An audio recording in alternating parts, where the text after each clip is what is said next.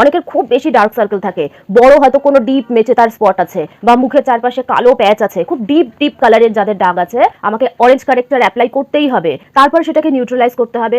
সেক্ষেত্রে কিন্তু আমাকে হাই কভারেজ মানে ফুল কভারেজ ফাউন্ডেশন অ্যাপ্লাই করতে হবে।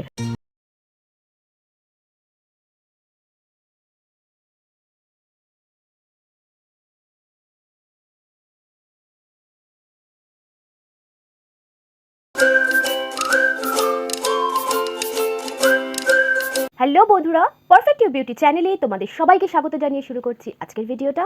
ওয়েডিং গেস্ট মেকআপ লুকে আজকে থার্ড লুক নিয়ে চলে এসেছি। আজকে স্পেশালি আমি ড্রাই স্কিনের জন্য মেকআপ দেখাবো। তো যাদের নর্মাল টু ড্রাই স্কিন তাদের জন্য আজকের ভিডিওটা ভীষণ হেল্পফুল হবে। সম্পূর্ণ ভিডিওটা দেখো, তাহলে প্রচুর টিপস এবং টেকনিক তোমরা শিখতে পারবে। বেশি কথা না বলে চলো মেকআপটা স্টার্ট করি। তো ফার্স্টেই আসবে ক্লিনজার, টোনার, ময়শ্চারাইজার। যাদের খুব বেশি ড্রাই স্কিন তারা ক্লিনজারের আগে মানে ফেস ওয়াশ করার আগে ভালো করে নারকেল তেল মাসাজ করবে। 1-2 মিনিট ভালো করে নারকেল তেল মাসাজ করে তারপরে ফেস ওয়াশ দিয়ে যদি ফেসটা ওয়াশ করো তাহলে কিন্তু ড্রাইনেসটা অনেকটা কম হবে। তারপরে তোমরা টোনার স্কিপ করতে পারো, না অ্যাপ্লাই করলেও চলে। যদি মনে করো যে খুব বেশি ড্রাইনেস আছে তাহলে তোমরা গোলাপ জল বা হাইড্রেটিং মিস্ট অ্যাপ্লাই করতে পারো। কেমন? তারপরে আসবে ময়শ্চারাইজার। ময়শ্চারাইজার আজকে আমি যেহেতু ড্রাই স্কিনের মেকআপ করছি সেই কারণে আমি নিভিয়া সফট এই ময়শ্চারাইজারটা অ্যাপ্লাই করব। তোমরা যে কোনো ক্রিম বেস ময়শ্চারাইজার অ্যাপ্লাই করবে। খুব বেশি যদি ড্রাই স্কিন হয় তাহলে ঠিক ময়শ্চারাইজার অ্যাপ্লাই করাটা উচিত। কিছু সাজেশনস আমি সাইডে দিয়ে দিচ্ছি ময়শ্চারাইজারের, তোমাদের সুবিধা মতন তোমরা নিতে পারো। স্কিন কেয়ারের ক্ষেত্রেও কিন্তু এই ময়শ্চারাইজারগুলো তোমরা রেগুলার বেসিসে অ্যাপ্লাই করতে পারো। শুধু যে মানে মেকআপের সময় অ্যাপ্লাই করবে সেটা না, রেগুলার স্কিন কেয়ারের জন্য কিন্তু এই ময়শ্চারাইজারগুলো তোমরা অ্যাপ্লাই করতে পারো, যেগুলো আমি সাইডে সাজেশন দিচ্ছি যাদের খুব বেশি ড্রাই স্কিন তাদের জন্য।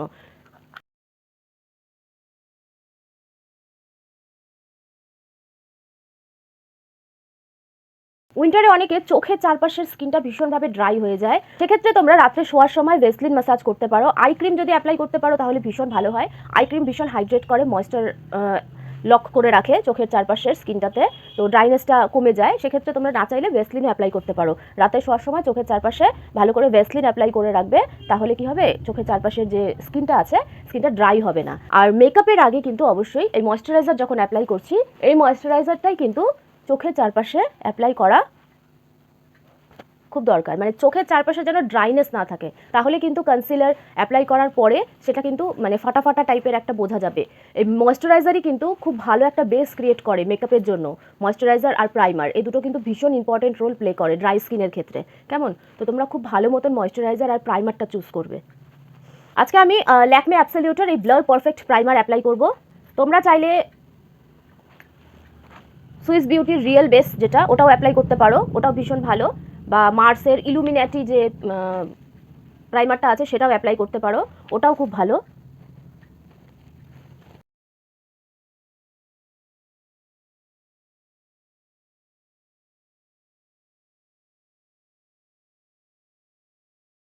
ড্রাই স্কিন যাদের, তাদের অনেক সময় চোখের নিচে হালকা ফাইন লাইন্স বা লাভ লাইনের কাছে হালকা ফাইন লাইন্স বা ওপেন পোর্সের প্রবলেমও থাকে।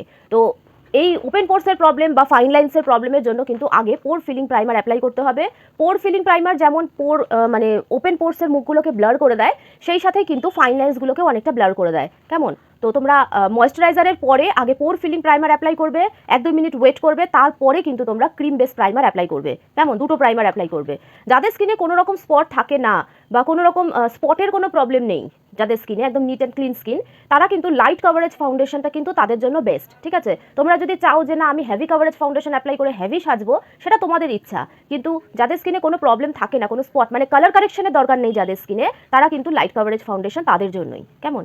যাদের ধরো মানে আমার মতন হালকা ফুলকা প্রবলেম আছে, যেখানটায় আমি জাস্ট স্কিন টোন থেকে এক শেড ডার্ক কনসিলার দিয়েই আমার এই প্রবলেমগুলো সলভ হয়ে যাবে, সেক্ষেত্রে কিন্তু আমি মিডিয়াম কভারেজ ফাউন্ডেশন অ্যাপ্লাই করতে পারি। ঠিক আছে? মিডিয়াম কভারেজ ফাউন্ডেশন কিন্তু অ্যাপ্লাই করা যায়, যেখানে খুব বেশি কালার কারেকশনের দরকার হয় না, অল্প স্বল্প কালার কারেকশন করলেই হয়ে যায়। অনেকের খুব বেশি ডার্ক সার্কেল থাকে, বড় হয়তো কোনো ডিপ মেচেতার স্পট আছে বা মুখের চারপাশে কালো প্যাচ আছে, খুব ডিপ ডিপ কালারের যাদের দাগ আছে, যাদের ধরো মানে স্কিন টোন থেকে এক শেড ডার্ক কনসিলার দিয়ে সেটা ঢাকবে না, আমাকে অরেঞ্জ কারেক্টর অ্যাপ্লাই করতেই হবে। বা ধরো অনেক বড় বড় লাল লাল বড় বড় ব্রোনো থাকে, অনেকের একনে ব্রোনো এই প্রবলেম থাকে, সেক্ষেত্রে আমাকে গ্রিন কারেক্টর অ্যাপ্লাই করতে হবে, তারপর সেটাকে নিউট্রালাইজ করতে হবে। সেক্ষেত্রে কিন্তু আমাকে হাই কভারেজ মানে ফুল কভারেজ ফাউন্ডেশন অ্যাপ্লাই করতে হবে।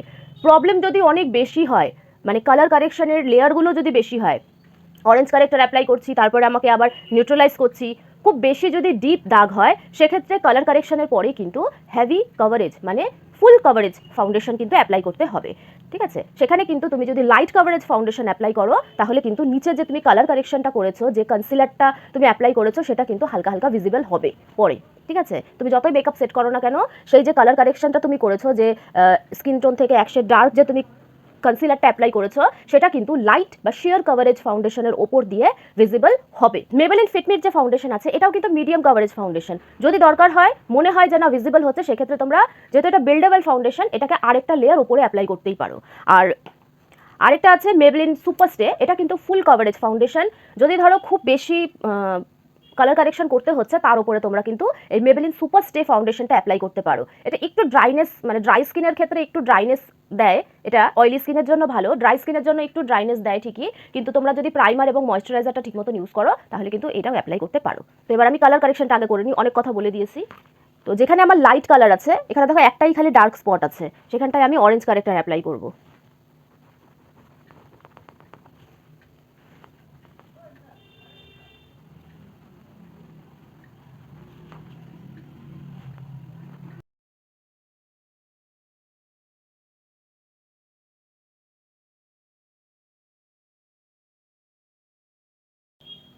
তো যেখানে যেখানে আমার মনে হচ্ছে একটু বেশি ডার্ক কালার, সেখানে আমি অরেঞ্জ কারেক্টার অ্যাপ্লাই করেছি। এবার যেখানে বাকি যে হালকা হালকা স্পটগুলো আছে, এখানে আমি আমার স্কিন টোন থেকে এক শেড ডার্ক কনসিলার অ্যাপ্লাই করব। আমি এই প্যালেট থেকেই অ্যাপ্লাই করছি।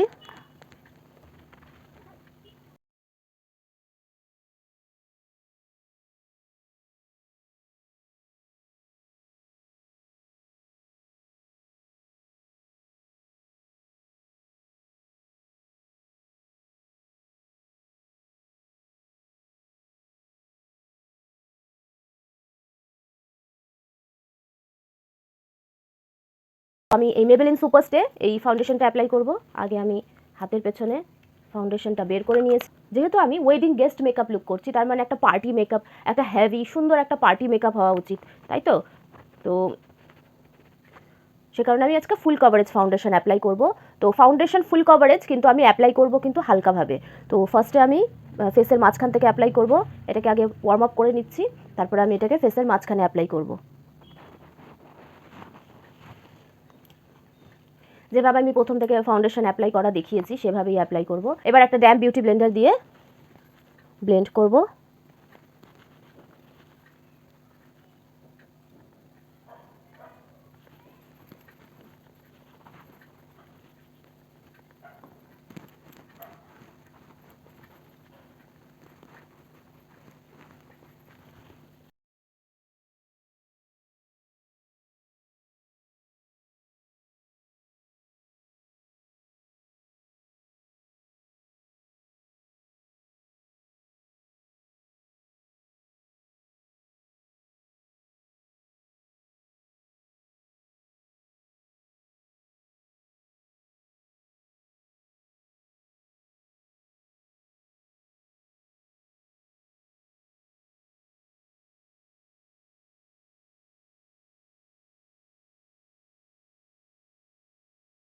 তো ফাউন্ডেশন অ্যাপ্লাই করে নিয়েছি, ব্লেন্ড করে নিয়েছি, দেখো স্মুথ একটা বেস ক্রিয়েট হয়েছে।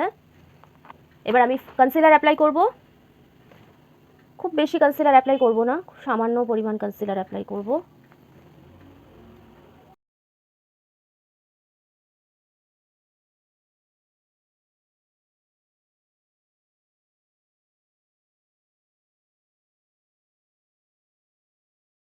খুব বেশি লাইট কালার আমি অ্যাপ্লাই করিনি, কনসিলারের কালারটা আমি স্কিন টোন থেকে জাস্ট এক শেড লাইট কনসিলার অ্যাপ্লাই করছি। তো যেখানে অ্যাপ্লাই করেছি সেখানেই ব্লেন্ড করব।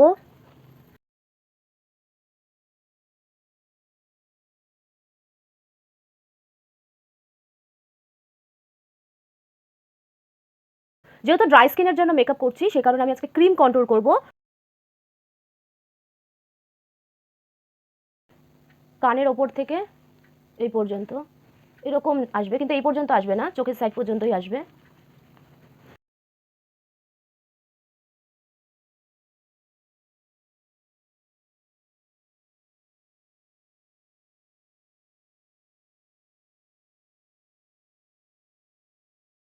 খুব বেশি অ্যাপ্লাই করিনি, খুব হালকা করে অ্যাপ্লাই করেছি।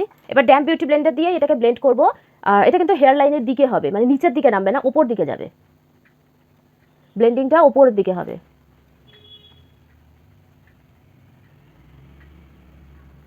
ড্র্যাগ করবে না কিন্তু, মানে এইভাবে ঘষে ঘষে অ্যাপ্লাই করবে না, জাস্ট এরকম করবে, কিন্তু মোশনটা ওপরের দিকে হবে।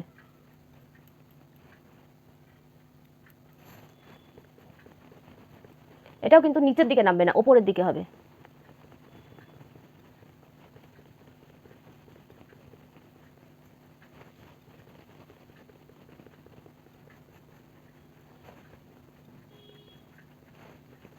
এত ব্লেন্ড করে দেবে না যে মুছেই যায়, কেমন? অনেকে থাকে ব্লেন্ড করতে করতে প্রোডাক্টকে মুছেই ফেলে।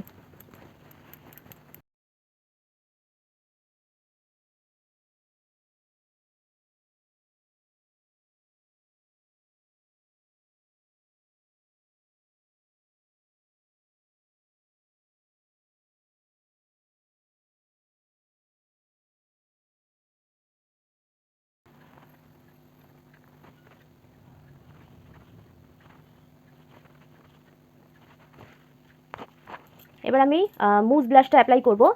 সব ক্রিম প্রোডাক্টগুলো আমি অ্যাপ্লাই করছি, মানে যতটা সম্ভব ক্রিম প্রোডাক্ট ইউজ করা যায় ততটা আমি ক্রিম প্রোডাক্টই ইউজ করব। সবার লাস্টে পাউডার লক করব।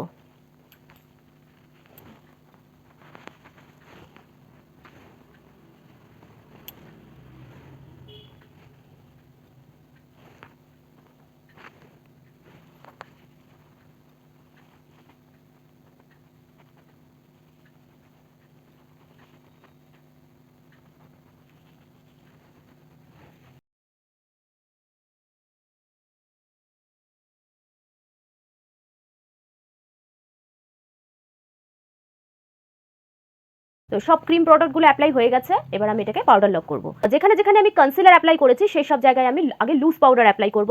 অল্প পরিমাণ পাউডার নেব, সেটাকে আগে কমিয়ে নেব, তারপরে অ্যাপ্লাই করব। ড্রাই স্কিনে কিন্তু যত কম পাউডার অ্যাপ্লাই করবে তত বেটার।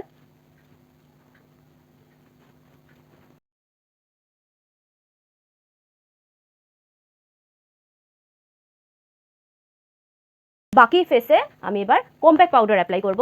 ছোট সাজেশন দিই, যখনই তোমরা কম্প্যাক্ট পাউডার অ্যাপ্লাই করবে, এরকম যে কম্প্যাক্ট পাউডারের ভেতরে যে পাফটা থাকে সেটাকে অ্যাভয়েড করাটাই বেটার। মেকআপ সেট করার ক্ষেত্রে তোমরা এরকম ধরনের পিজা পাফ বা এরকম ধরনের পাউডার পাফ, মেকআপের যে পাফগুলো থাকে এগুলো ইউজ করো। এগুলো অ্যাপ্লাই করা ভীষণ ইজি এবং মেকআপকে সেট করতে ভীষণ হেল্প করে। একইভাবে চেপে চেপে, কারণ ড্রাই স্কিন হোক বা অয়েলি স্কিন হোক, যে কোনো রকমের স্কিন হোক না কেন, মেকআপ লক করার জন্য কিন্তু পাউডার অ্যাপ্লাই করতেই হবে।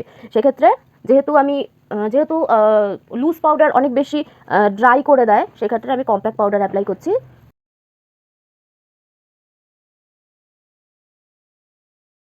মেকআপ সেট হয়ে গেছে। অন্য সময় তোমরা দেখেছো আমি পাউডার লকের আগে একবার মেকআপ ফিক্সার দিয়ে মেকআপটাকে সেট করি, ড্রাই বিউটি ব্লেন্ডার দিয়ে সেটাকে সেট করি, তারপরে আমি পাউডার লক করি। আজকে আমি ডাইরেক্ট পাউডার লক করলাম, আমি আগে সেটিং স্প্রে অ্যাপ্লাই করিনি।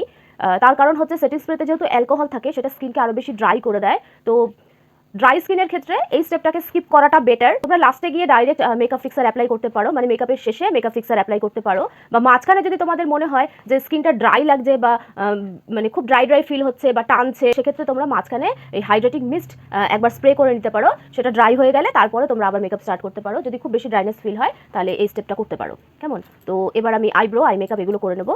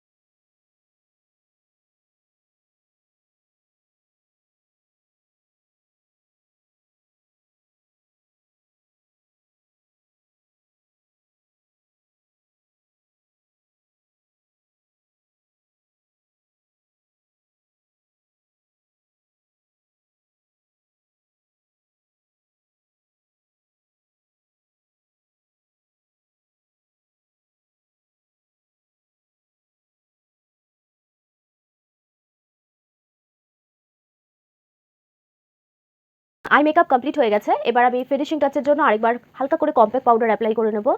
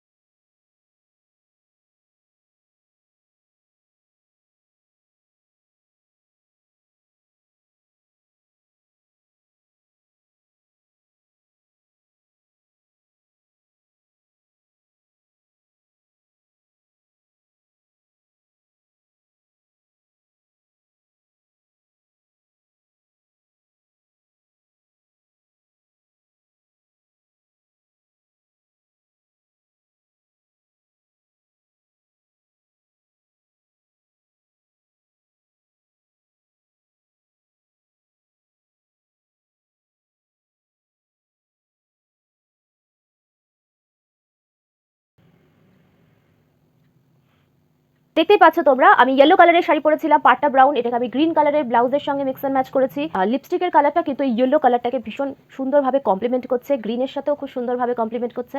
তো ইয়েলো বা গ্রিন কালারের যদি তোমরা কখনো কোনো আউটফিট বা কখনো কোনো শাড়ি পেয়ার করো, তাহলে এই লিপস্টিকটা কিন্তু খুব ভালো যাবে। আজকে আমি ফার্স্ট টাইম অ্যাপ্লাই করেছি, আমি নিচে তোমাদেরকে মেনশন করে দিচ্ছি কি লিপস্টিক এটা। এটা হলো আমার মেকআপের ব্যালেন্স। যেহেতু আমি ব্লাউজটা ভীষণ সিম্পল পরেছি, সে কারণে আমি চোখটাকে গর্জিয়াস করেছি, একটা ট্রেন্ডি পার্টি মেকআপ লুক টাইপের চোখটা করেছি। আর শাড়িটা যেহেতু আমার মানে সুতোর কাজ করা আছে, শাড়িতে অনেকটাই কাজ করা আছে, সে কারণে আমি লিপস্টিকটাকে লাইট রেখেছি। তো সেইভাবেই কিন্তু ব্যালেন্স করতে হয়। এই নিয়ে আমি আগেও ভিডিও দিয়েছি, ওই ভিডিওটাতে আমি একবারই বলেছিলাম এই জিনিসটা, যে কিভাবে মেকআপের সঙ্গে পোশাক ব্যালেন্স করতে হয় বা পোশাকের সঙ্গে কিভাবে মেকআপটাকে ব্যালেন্স করতে হয়, সেটা আমি একটা ভিডিওতেই বলেছিলাম। তো সেই ভিডিওর লিঙ্ক আমি ওপরে দিয়ে দিচ্ছি, তোমরা চাইলে দেখতে পারো। সেটা একটা হল ভিডিও ছিল, লাস্টের দিকে গিয়ে তোমরা এই জিনিসটা পাবে, মানে ভিডিওর লাস্টে গিয়ে তোমরা এই জিনিসটা পাবে যে কিভাবে পেয়ার করতে হয়। আমি নেক্সট ভিডিওতে তোমাদেরকে আরো সুন্দরভাবে বুঝিয়ে দেবো। Makeup complete. এবার আমি আগে মেকআপ ফিক্সার অ্যাপ্লাই করে নেব। এটা রেভলিউশনের fix and glow makeup fixer. এটা একটা ডিউই ফিনিশ, এটার মধ্যে শিমার পার্টিকেলস আছে। ড্রাই স্কিনের জন্য কিন্তু এটা ভীষণ ভালো। যাদের ড্রাই স্কিন তারা এই ধরনের শিমারি যে মেকআপ ফিক্সারগুলো থাকে এগুলো অ্যাপ্লাই করতে পারো। ডিউই দেখে তোমরা নেবে, হ্যাঁ। যাদের ড্রাই স্কিন আছে তারা মেকআপ ফিক্সারগুলো যেগুলো ডিউই মেকআপ ফিক্সার বা শিমারি মেকআপ ফিক্সার সেগুলো নেবে ড্রাই স্কিনরা, ঠিক আছে। এটা ড্রাই স্কিনদের জন্য ভীষণ ভালো। তো আমি এটা অ্যাপ্লাই করছি না, আমি নর্মালি অ্যাপ্লাই করছি। ইনসাইটের এই মেকআপ ফিক্সারটাই আমি অ্যাপ্লাই করব। এটা আমার কাছে ভীষণ ভালো লাগে এই মেকআপ ফিক্সারটা। তো ফিক্সার অ্যাপ্লাই করে যতক্ষণ না এটা ড্রাই হচ্ছে ততক্ষণ কিন্তু কথা বলবে না, হাসবে না, ঠিক আছে। কোনো রকম এক্সপ্রেশন দেবে না। এক্সপ্রেশন দিলে যেসব জায়গায় কিন্তু অ্যালকোহল আছে, আমি আগেই বলেছিলাম অ্যালকোহল আছে, যেসব জায়গায় শুকিয়ে যাবে সেসব জায়গায় কিন্তু প্যাচেস চলে আসবে বা লাইন্স চলে আসবে, ঠিক আছে। তো এটাকে ড্রাই হতে দাও। খুব বেশি তাড়া থাকলে তোমরা ফ্যানের নিচেও শুকিয়ে নিতে পারো। এবার হাইলাইটার অ্যাপ্লাই করব ড্রাই বিউটি ব্লেন্ডারে। আগে আমি মেকআপ ফিক্সারটা অ্যাপ্লাই করে নেব। ড্রাই বিউটি ব্লেন্ডারে আগে মেকআপ ফিক্সার অ্যাপ্লাই করে নিয়েছি। তারপরে এই যে সাইডটা আমি ভেজালাম সেই সাইডটা দিয়েই আমি তুলবো। পে অফটা দেখে নেবে। এবার অ্যাপ্লাই করব।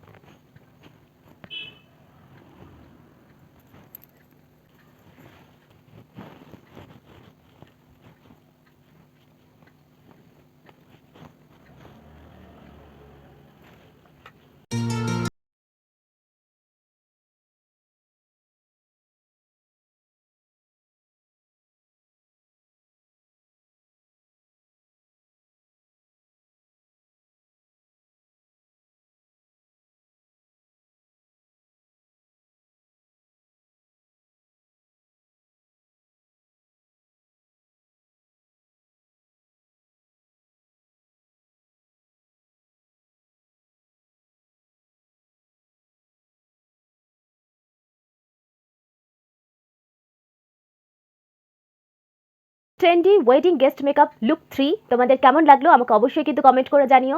ভালো লাগলে লাইক করো, শেয়ার করো বন্ধু এবং আত্মীয়দের সাথে। আর হ্যাঁ, যারা প্রথমবার আমার ভিডিও দেখছো এবং যারা দেখো কিন্তু সাবস্ক্রাইব করোনি, তারা ঝটপট সাবস্ক্রাইব করে দিও এবং নোটিফিকেশন বেলটা অন করে দিও, তাহলে আমি যখনই ভিডিও আপলোড করি তোমাদের কাছে নোটিফিকেশন পৌঁছে যাবে। তাহলে আর কি, দেখা হবে নেক্সট উইক নতুন কোনো টিউটোরিয়াল, নতুন কোনো মেকআপ লুক নিয়ে। খুব ভালো থেকো সবাই আর প্র্যাকটিস করো। চলি, টাটা।